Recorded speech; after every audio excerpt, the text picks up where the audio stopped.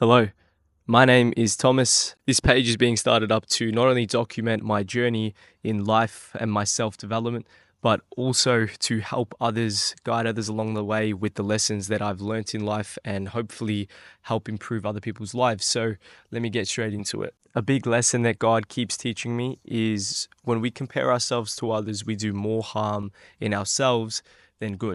We think that sometimes if we hustle harder or we work harder and we compare ourselves to others, that potentially we may get to a certain level of success by a certain age and everything will be all well and good. When in reality, we judge ourselves because of our comparison to someone else. But as we all know, comparison is the thief of joy. And the truth is, the people that we actually look up to online don't even have it all figured out. We look up to them and we think that they're established, they have full clarity, they know exactly what they want to do in life. And it's so far from the truth, because something that I've recently learned is that everybody is always figuring it out. They may have some things more figured out than you do, but they're still in their journey. There's people that are ahead of them and have it more figured out than them. And you never come to a full point of complete clarity and knowing that everything is exactly how you want it. It just never happens. So I think if we can come to this acceptance and understanding of that, then we can take a lot of self-trauma and pain that we place on ourselves away. Another thing for a lot of us, specifically younger individuals, is when you look up to people, it can be good. Of course, it can be good. You can learn people's morals, their ideologies, whatever the case is. But I think when you start to idolize a specific individual, that's where things can go extremely wrong. Because I've seen younger kids, they idolize an individual so much that they think they have to live their life exactly how that individual lived. They think they have to do the same business they did, work out the same way they did, do the same habits and routines that they did, when in reality, that's just what worked for them. That's not what works for everyone. You have to find out what works for you. And the sooner you come to that understanding, the sooner your life will be so much easier. Then you can start building and attempting and trialing what actually works for your life. Because the truth is, God made us all unique for a reason. There's a reason that you, me, him, her, we're all different and we all like different things. We're interested in different things and different things work for us. When we become so focused on everyone else's growth and everyone else's journey, we forget how much improvement we've made on our own journey. And that can take away a lot of growth. Now, that's just the surface level explaining of it. If I'm to go a little bit deeper, what happens when we compare ourselves to others is we feel lower emotions, negative emotions that put us in a downward spiral. Now, those are emotions of guilt, shame, depression.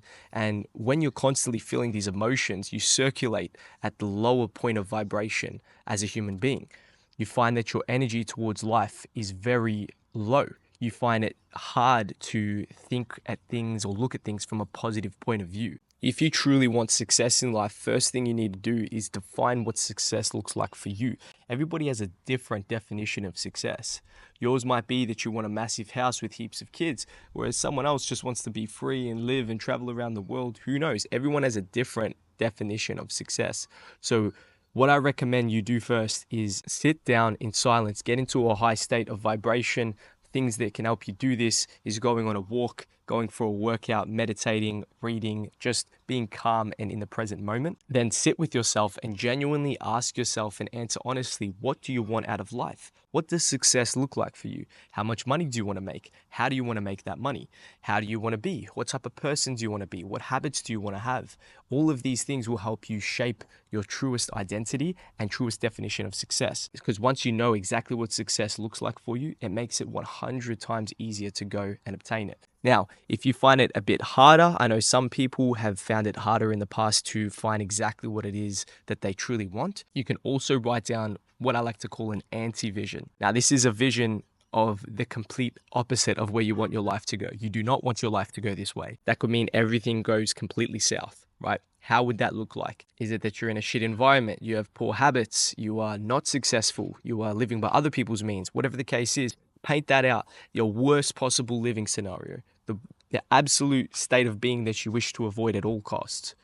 And once you know that, complete opposites of all of those points you've addressed is your definition of success. And then you attack what you want rather than what you don't want. Now, please do not focus every single day on this anti-vision. You just need to do it once.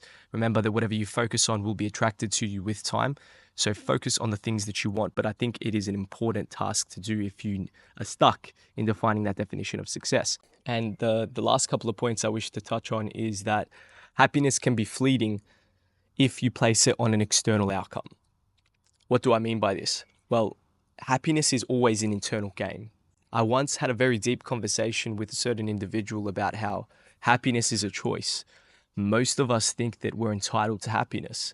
We expect it. We expect to wake up doing cartwheels, expecting to feel full of joy and life, when in reality, you have to choose happiness, right? You have to make it a conscious effort to be happy every single day.